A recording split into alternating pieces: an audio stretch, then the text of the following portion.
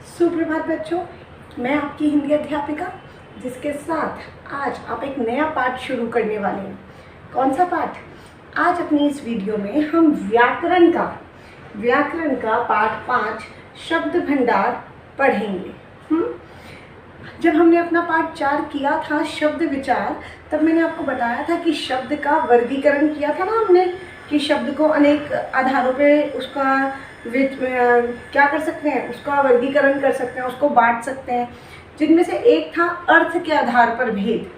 ठीक है, और हमने उसमें पर्यायवाची, अनेकार्थी, विलोम शब्द, वाक्यांश के लिए एक शब्द, श्रुति संभिन्नार्थक शब्द, इन सब के बारे में पढ़ा था। तो मैंने आपको उस समय कहा था बेटा जो अगला पाठ है उसमें हम विस्तार से पर्यायवाची, विलोम ये सब पढ़ेंगे, है ना। तो ये जो पाठ 5 आपका शब्द भंडार है, इसमें पर्यायवाची, विलोम शब्द, समश्रुति भिन्नार्थक शब्द, इन्हीं सबको विस्तार से उदाहरणों के साथ समझाया गया। आज हम अपनी इस वीडियो में केवल 2 विषयों पर ही चर्चा करेंगे। एक पर्यायवाची शब्द और दूसरा अनेकार्थी शब्द। ठीक है, आपकी किताब में वैसे बेटा बहुत सारे, कम से कम 40-45 पर्यायवाची शब्द दिए हुए हैं बुक में।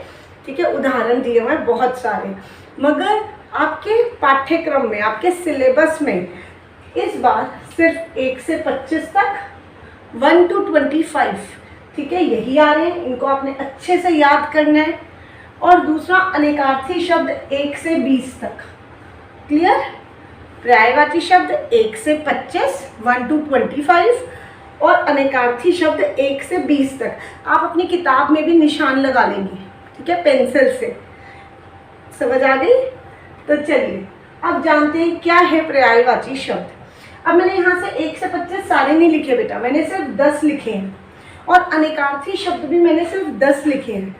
आ रहे हैं आपको 1 से 20, लेकिन मैं यहाँ पर सिर्फ 10 करवा रही हूँ। 10 पर्यायवाची, 10 अनेकार्थी। क्यों? क्योंकि ये आपकी बेटा किताब में सारे दिए हुए हैं। मैंने देखा, जो मुझे लगा कि शायद आपके लिए बहुत आसान है, आपने 6th में भी पढ़ा है, 7th में भी पढ़ा है, उसे दोबारा मेरे कराने की कोई ज़रूरत नहीं है ना। अगर आपको कोई भी दिक्कत होगी आप पूछ सकते हैं मुझसे, मगर मुझे पूरी उम्मीद है आपको कोई दिक्कत नहीं होगी। इनमें से भी कई ऐसे होंगे जो आपको आते होंगे, लेकिन फिर भी ये जो 10-10 मैं करवा रही हूँ, ठीक है, ये आपने अच्छे से समझने हैं और बाकी आपने किताब में से खुद करने हैं। ठीक है, ये नहीं है कि मैम ने ये जो 10 करवाई हैं बस ये इम्पॉर्टेंट है और जब भी कभी एग्ज़ाम होगा तो यही आएगा, नहीं। ठीक है, ये मैं अपनी मर्जी से कोई भी 10 मैंने ले लिए जो मुझे लगा आपको पता होने चाहिए। ठीक है, तो चलिए शुरू करते हैं। पहला है हमारा पर्यायवाची शब्द। तो क्या है ये पर्यायवाची शब्द? आपने इंग्लिश में पढ़ा होगा ना, क्या सिनोनियम्स पढ़े हैं ना। जब एक ही शब्द के अनेक नाम होते हैं, एक शब्द को अनेक नामों से पुकारा जाता है, तो वो होते हैं पर्यायवाची शब्द। जैसे सूरज है। अब देखिए, सूरज को आप भास्कर भी कहते हैं, रवि भी कहते हैं, दिनकर भी कहते हैं, है ना, लेकिन है तो वो एक ही का नाम ना। सूरज के ही अनेक नाम है। जैसे हम देखिए, मनुष्य के भी कई उपनाम हो जाते हैं। ठीक है, जैसे हमने अभी जो कहानी पढ़ी थी पिछली बार कसौटी, उसमें हमने पढ़ा था ना कि उस बच्चे का नाम, अशोक का नाम फालू भी था। तो अशोक भी कह सकते हो, फालू भी कह सकते हो, है तो एक ही। हमारे भी कई उपनाम होते हैं। मित्रों के साथ मिलते हैं अलग उपनाम होता है, ऑफिस में कोई और उपनाम, कोई हमें प्यार से, माता पिता हमारा कोई नाम प्यार से अलग रख देते हैं। ठीक है तो व्यक्ति एक ही। तो यहाँ पर भी पर्यायवाची शब्द वे शब्द होते हैं जो शब्द एक है लेकिन उसके नाम अनेक हैं, उसको हम अनेक नामों से पुकार सकते हैं। ठीक है, जैसे देखिए, पहला है आँख। आँख को आप अक्षी भी कह सकते हैं, नयन भी कह सकते हैं, लोचन भी कह सकते हैं, है ना। मैंने यहाँ सिर्फ 3-3 लिखे हैं, आप भी कॉपी में सिर्फ 3-3 ही लिखेंगे। पेपर में 2 पूछे जाते हैं, ज़्यादातर 2, पर हमें 3 पता होने चाहिए। ठीक है, तो आपकी किताब में बहुत सारे दिए हुए हैं, किसी के 4-4, 5-5 भी दिए हुए हैं। तो आप कोई भी 3, मैंने यहाँ ये 3 लिखे हैं, आप कोई भी 3 लिख सकते हैं अपनी किताब में से जो आपको आसानी से समझ में आ जाए। आग को अग्नि, अनल, पावक कह सकते हैं। ठीक है। अश्व, अश्व मतलब घोड़ा, तुरंग और घोटक। ठीक है। फिर है किनारा, किनारे को हम तट भी कह सकते हैं। ठीक है। तीर भी कह सकते हैं और कूल भी कह सकते हैं। क्लियर। चंद्रमा, चंद्रमा को चांद, शशि, इंदु, आप किसी भी नाम से उसको पुकार सकते हैं। कमल, अब देखिए कमल है, कमल पंकज, वारिज, नीरज। अब ना पंख मतलब कीचड़ होता है, वारी का मतलब पानी होता है, नीर का मतलब भी पानी होता है। ज मतलब होता है जन्म लेना, जो पंख में जन्म ले यानी कि कीचड़ में जो जन्म ले वो कमल, जो पानी में जन्म ले, वारी में जन्म ले वो भी कमल, जो नीर यानी कि पानी, पानी में जन्म ले, जन्म लेता है मतलब उगता है, वो भी कमल। तो आपको आसानी से याद हो जाएगा पंकज, वारिज, नीरज। ठीक है। बादल, अब पेय का मतलब पानी होता है, आपने देखा होगा ना कई जगह लिखा होता है पेय पदार्थ, पीने वाले। ठीक है। शुद्ध पेयजल ऐसे करके लिखा होता है ना, तो यहाँ पर पेय पानी, तो पयोद, द मतलब होता है देने वाला, जैसे ज मतलब जन्म है, द मतलब देने वाला। तो बादल क्या करते हैं, पानी देते हैं हमें, बादलों से बारिश होती है ना, तो पयोद पानी जो दे वो बादल। वारी मतलब भी पानी होता है, अभी हमने ऊपर किया था वारी, तो वारिद भी जो पानी दे वो बादल। जो नीर, नीर मतलब पानी है ना, यहाँ किया था, जो नीर में जन्म ले कमल, जो बारिश जो पानी दे वो बादल। आप जलद भी लिख सकते हैं, जो जल दे वो जलद यानी कि बादल। ठीक है। इस तरीके से आप कोई ना कोई हिंट के साथ इनको आसानी से याद रख सकते हैं, रखने की जरूरत नहीं है, आप उसको समझ भी सकते हैं। सागर, सागर को सिंधु भी कह सकते हैं, समुद्र भी और रत्नाकर भी। क्योंकि रत्नाकर क्यों कहेंगे, रत्न होते हैं ना बहुत सारे समुद्र के अंदर, है ना, तो यहाँ पर इसे रत्नाकर भी कह सकते हैं। किसान खेती करता है तो वो खेतीहर। हलधर, हल जो है, हल को धारण करने वाला भी किसान है, हल चलाता है। कोई बिजनेसमैन तो हल नहीं चला रहा ना, आप मैं तो नहीं चला रहे। अगर हम किसान हैं तो हम हल को धारण करते हैं, हम हल को चलाते हैं, तो हम किसान हो जाएंगे। कृषक जो कृषि से संबंधी है। ठीक है। तो कृषक, दुश्मन, अरी, शत्रु और बैरी। ठीक है।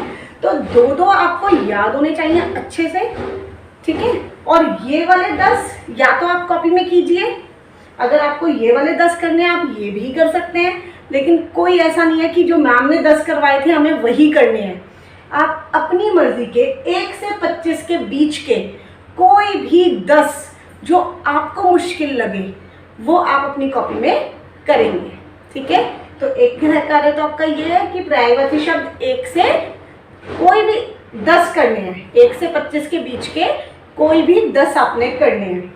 अब चर्चा कर लेते हैं अनेकार्थी शब्दों के बारे में। अनेकार्थी शब्द कहाँ से कहाँ तक आ रहे हैं, 1 से 20 तक, है ना। उनमें से 10 हैं। अनेकार्थी का मतलब क्या होता है पहले ये जान लेते हैं। अनेक आर्थी, ये तो अपने नाम में ही छिपा हुआ है, जिसके अनेक अर्थ हों। शब्द एक पर अर्थ अनेक। ठीक है। तो देखिए जैसे हम ये कह सकते हैं, उदाहरण, हरि मतलब हरियाली भी हो सकता है, हरि किसी का नाम भी हो सकता है, हरि भगवान विष्णु भी हैं, उन्हें भी हरि कहते हैं। तो शब्द एक है, ठीक है, लेकिन उसके नाम अनेक, उसके अर्थ अनेक हैं। नाम अनेक नहीं है, उसके अर्थ अनेक हैं। क्लियर। तो देखिए जैसे अग्र, अग्र मतलब होता है पहले का भाग, अग्र भाग। ठीक है। श्रेष्ठ, बड़ा। आप कहते हैं ना जब आप अपने एप्लीकेशन वो लिखते हैं, पत्र लिखते हैं, है ना, अनौपचारिक वाला, तो नीचे लिखते हैं तुम्हारा अग्रज। अग्रज मतलब बड़ा भाई, है ना। अनुज छोटा, अग्रज बड़ा। तो अग्रज का मतलब बड़ा या श्रेष्ठ भी हो सकता है। उसके बाद अली, अली भौरा को भी कहते हैं, कोयल को भी कहते हैं और सखी को भी कहते हैं। ठीक है। सहेली को, सखी मतलब सहेली, उसे भी अली कहते हैं। फिर कर, कर का मतलब टैक्स, जो हम टैक्स पे करते हैं उसे कर कहते हैं, हमें अपना कर समय पर देना चाहिए। फिर हाथ, हाथ को भी कर कहते हैं, कर कमलों से, यानी कि कमल रूपी जो हमारे हाथ हैं, कर कमल। किरण, किरण को भी कर कहते हैं। कनक, कनक मतलब सोना, कनक मतलब गेहूं, और कनक मतलब धतूरा। वो एक हमने पढ़ा था, पता नहीं आपके साथ पिछली क्लास में हमने पढ़ा या नहीं, आपने ये दोहा सुना होगा, वो है ना, कनक कनकते सौगुनी मादकता अधिकाए, या खाए बौराए वाह पाए बौराए।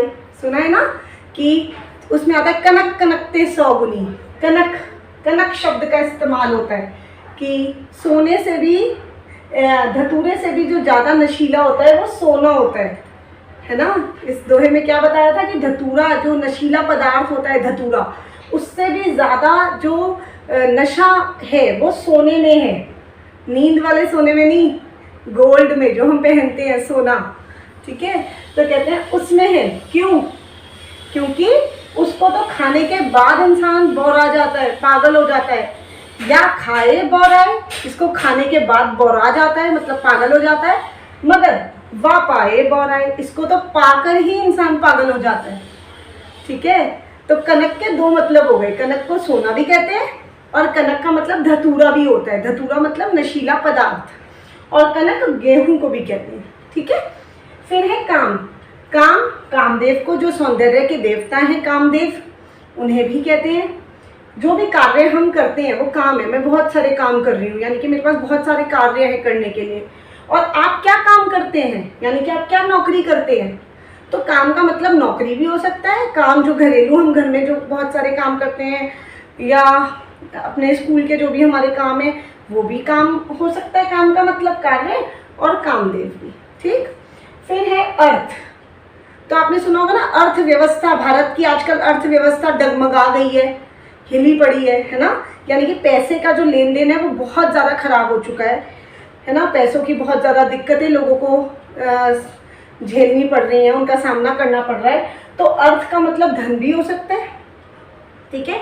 अर्थ का मतलब के लिए, और अर्थ मतलब कारण। हम कहते हैं ना, आप किस अर्थ से हमारे यहाँ आए, मतलब आपके आने का क्या अर्थ है, आप किस कारण से आ रहे हो, ठीक है। प्रयोजन क्या है, उद्देश्य क्या है, कारण क्या है। तो अर्थ मतलब धन, या के लिए, या कारण। फिर है घन, ये घ है, ठीक है। घन मतलब बादल भी होता है, ठीक है। घन घोर घटाएं छाई हैं, घन मतलब बादल, घन मतलब हथौड़ा, और घन मतलब घना, ठीक है, बहुत ज़्यादा। कुल, ठीक है। कुल, कुल मतलब वंश, हमें अपने कुल का नाम रोशन करना चाहिए, अपने वंश का। जोड़, कुल मिलाकर मैं ये कहना चाहती हूँ, कुल मतलब हर चीज़ का जोड़, कुल हम लिख देते हैं ना। और कुल मतलब समस्त, ठीक है। समस्त मतलब सारे की, कुल इतने लोग यहाँ पर हैं, समस्त सबको मिलाकर इतना यहाँ पर लोग उपस्थित हैं, इस तरीके से। फिर घर, घर मकान को भी कहते हैं, कुल को भी कहते हैं, जो हमारा कुल है, हमारा वंश है। और भंडार को भी, जो स्टोर रूम होता है, उसे भी घर कहते हैं। फिर तनु, तनु शरीर, हमारा तन, तन से बनाए शरीर, तनु, तनु मतलब भी शरीर, तनु मतलब बहुत कोमल मुलायम, और तनु मतलब पतला, ठीक। तो ये 10 हमारे अनेकार्थी शब्द हैं। मुझे पूरी उम्मीद है आपको कोई दिक्कत परेशानी नहीं होने वाली है। आपको आपका गृह कार्य भी पता है। आपका गृह कार्य क्या है, क्या है आपका गृह कार्य? 10 पर्यायवाची शब्द करने हैं आपको, 10, कोई भी 10, 1 से 25 के बीच में, चाहे कोई ये करे या कोई और 10 ही आपको अनेकार्थी शब्द करने हैं। कोई भी 10, 1 से 20 के बीच में। क्लियर है? कोई दिक्कत तो नहीं? अब आप मेरे से ये मत पूछना मैम कितने कितने एग्जाम्पल लिखे, 2 लिखे, 3 लिखे, 4 लिखे, सबके 3 लिखेंगे, ठीक है। सबके 3 शब्द आप अपनी कॉपी में लिखेंगे। क्लियर? फिर भी आपको कोई दिक्कत परेशानी होती है तो क्या करेंगे? कमेंट बॉक्स में ज़रूर पूछेंगे।